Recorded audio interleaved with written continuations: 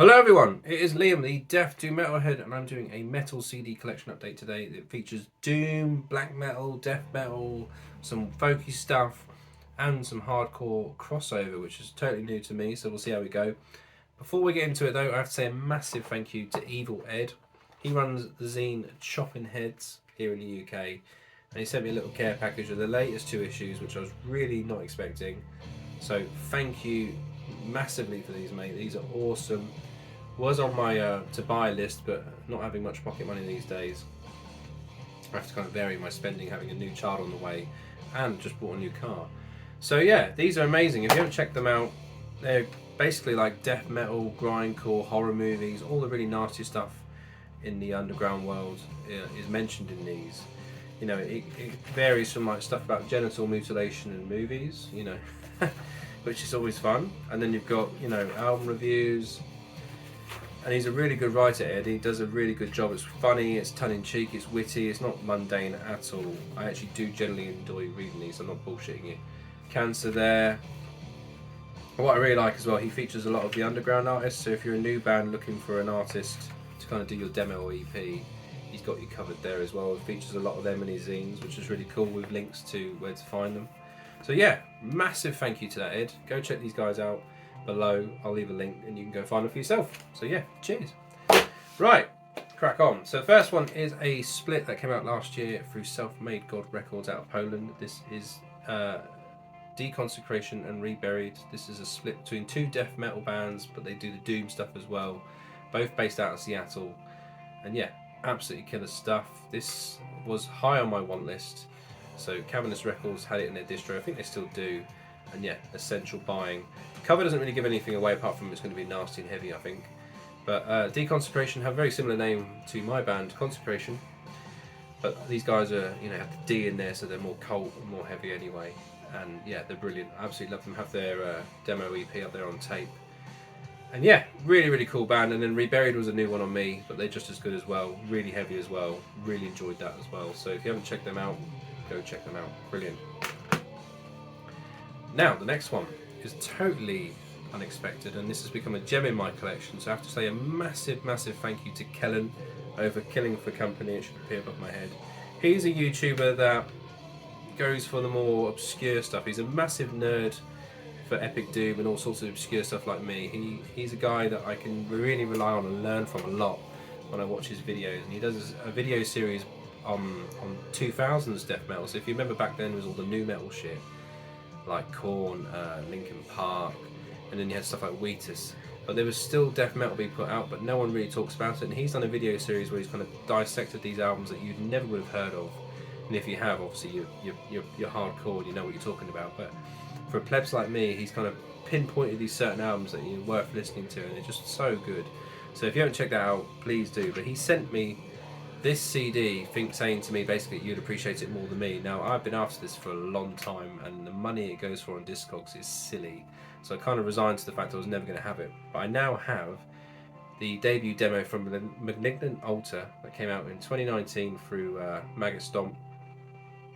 And I think a few other labels got involved. But, you know, I have streamed this since it came out, and it's one of those ones where I slept on it, didn't really know about it until maybe 2020. And when I wanted to start collecting, I really wanted it in my collection, but I just could not find it anywhere, and I missed all the represses. So when he gave me this, it means so much to me. I mean, I can't tell you how happy I was when I got this. And this has been played non-stop in the car. It's been a permanent resident in my car. I had to fish it out to make sure I could show it off. This is so good. Retribution of Jealous Gods is the name of it, and that first song is the best song off this EP. Then you got a cover of Procreation of the Wicked by Celtic Frost, which is a raw recording of it. And yeah, absolutely amazing. Now, if you haven't heard of this band, they're a Houston, Texas death metal band. Put out an album last year for their debut, and it was brilliant. But this has a bit more punch to it than that album, for me. This is held in such high regard for me. This is like the mecca of death metal demos. It's just so, so good. So if you haven't checked this out, can't recommend it enough. Good luck finding a copy of it though, if you can afford to spend the silly money people are trying to sell it for. So thank you, Kellen. You do have some Consecration stuff en route. It took so long to sort it out, but it's on his way to him. Right. Next one is a album that a band I've been ignoring for years, and this was really cheap on Amazon. All the Nuclear Blast stuff from last year went down to like £6 a CD. So I picked up the latest one from Khemmis. This is called Deceiver, and I was aware of this band from a UK doom band I used to play loads of gigs with called King Goat. You might have heard of them. But the singer from that band said to me, you need to check out Khemmis, and I think it was the second album or the first album he recommended to me when it kind of came out brand new. And I liked it. It reminded me a lot of Paul Bearer, that kind of stoner doomy style, and I enjoyed it, but I ignored them after that because I wasn't really into it, didn't really vibe going out my way, and I wasn't collecting back then either, so it was all just through Spotify. Now, fast forward to now, I picked this up because a lot of people like spoke highly of it. Like my friend Daniel in Sweden, he showed this off and he said to me, you need to have it. And he was so right. Like, this would have been in my top 20 easily. I spun this so many times, and I'm really tempted to buy it on vinyl now because it's that good. It's not even that long. It's about probably 40 minutes tops of music, and it's just really, really strong songwriting. It's got lots of fantastic vocals, and there's a pinch of death metal vocals which made the hairs on my arm stand up when they came in because I wasn't expecting it. The solos, the tone is a bit dirtier than their previous albums, and yeah, it's just such a great release. If you're into traditional metal, your epic kind of power metal, they kind of cover those bases very lightly, but essentially this is just a traditional doom album in a way, and they kind of interject loads of different things. It's got that kind of Thin Lizzy guitar work going on at some points as well. Check out the songs, all of them really. I mean, this is a 10 out of 10 album for me, but the standout ones was House of Cadmus and Obsidian Crown. It had a kind of epic power metal kind of vibe to it, like Eternal Champion kind of vibe. But yeah, fucking amazing album. So Khemmis, Deceiver. Right, next one is a band based out of Glasgow, Kentucky, not Scotland. Didn't even know there was a Glasgow in Kentucky. This is Fornicus. With their album title, which down there I can't read it. This is a band that's been around since 2012. This is a two-piece. This is their third full length, which came out in 2020. This is blackened death metal on paper, but for me, this band is either a death metal band or a black metal band, depending on what part of the song you kind of stop it as, because they can weave between the two styles perfectly. Now you get most bands that would do a blackened death metal style where it's maybe death metal with kind of black metal vocals and the kind of chord patterns. These guys have absolutely brutal death metal sections, really guttural, and then they just change it like that, and then it's like really 90s style black metal riffs with the shrieking horrible raspy vocals on top. It's crazy how you can switch between the two seamlessly that you wouldn't even notice it. And it's the only band I've ever heard do it that way as well, where they are black metal one moment and it's just instantly death metal and like the really good stuff. So if you've never checked these guys out, can't recommend this enough. This is so strong, so blasty, horrible, but really riffy as well. Very, very catchy album. So yeah, Fornicus, fucking awesome band. Right, this band is based out of Israel and been around since 2011 as this name, which is Tomorrow's Rain. But they were previously known as another band. This is their only debut album as well, which came out last 2020, called Hollow. Now, they are a doom death band with a kind of gothic-y kind of sound to them. But what's amazing about this album is the amount of guest musicians they have on it. So they're a whole band, and they do it really well, but they have a lot of friends in high places. Now, I'll read it off to you who's in this album. So you have guitar work from Gregor from Paradise Lost, solos from Jeff Loomis, I think he's an arch enemy now. You've then got vocals from Aaron from My Dying Bride, vocals from one of the brothers from Rotting Christ, the singer from Orphanland is in this, the singer from Swallow the Sun, the male vocalist from Draconian is in here, and then they have an Irish kind of folk singer called Lisa Cuthbert who does some vocals as well. And yeah, you know, it makes each song very, very different, and you know, it's not just a blended album. They have all these musicians in there to aid the songs. So the band do all the work, and then they just slip in some vocals from each musician throughout each track. So each track is with that musician. It's not just one whole song with like 6 different people on it. And it's just incredible. It's just such a good album, and I didn't know going into this that it had all those guests on it. I streamed it. I really enjoyed it. I'd never heard of a doom death band from Israel before, so it was quite cool to check these guys out. And yeah, an amazing release. So if you're not checked out Tomorrow's Rain, now you have to. So yeah, great album. Right, next one is a Polish Death Doom band from Krakow, great city. Been there a few times. This was put out through Selfmadegod Records last year. Now this is their 4th full length, and they class themselves as a Death Doom band with metalcore influences. I don't hear it per se, but you might if you listen to it. And the band is called Wingless, and this is Nonconform.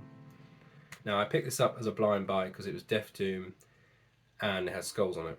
I'm going to be brutally honest, that's how simple-minded I am when it comes to buying music. If I see it, especially with Death Doom and I don't know what it is, I feel like I have to have it because I really am a fan of the subgenre, as you probably guessed.